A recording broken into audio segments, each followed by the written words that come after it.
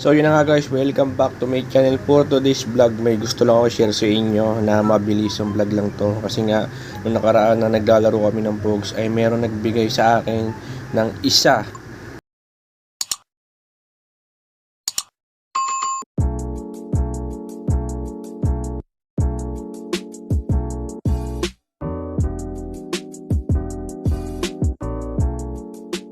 sa tawag na Pogs error. So di ko sure kung Pogs error ang tawag dito, okay? Kasi kumuha ako ng mga comparison sa dalawang Pogs, tapos yung sa meron ako na Pogs error ay tinignan ko, pares lang sila ng build pero meron silang pagkakaiba pagdating sa front. Okay, so umpisa na natin. So ito yung Spider-Man Pogs guys, ayan o. Makita nyo, yan siya, and then pag binuksan mo, Spider-Man talaga. Literal, kasi nga Spider-Man Pogs na nakalagay, di ba?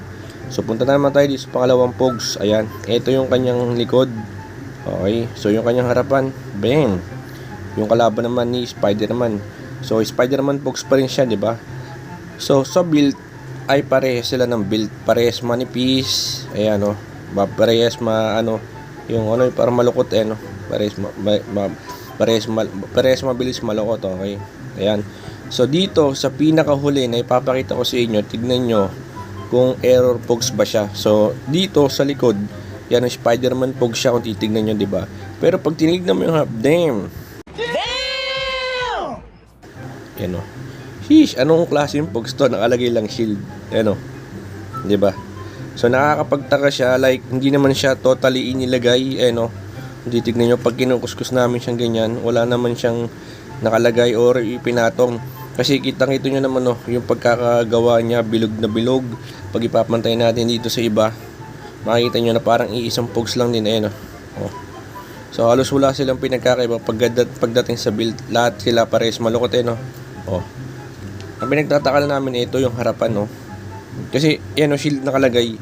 Dito sa dalawa nakalagay ay Spider-Man, din Spider-Man. Okay. So, 'di ba? So pagdating lang dito, bang, shield ang nakalagay. Ano ito? Spider-Man shield. Di ba? So ayan na. Oh, di ba kita nyo? Oh, ayan yung kanyang harapan, ito yung kanyang likod, Spider-Man. Tapos pag tinignan mo, bang. So comment down below kung error Pogs din ang tawag niyo sa ganito. So tinago ko siya guys kasi gusto ko ipakita sa inyo at itanong kung error Pogs ba itong nahawakan ko.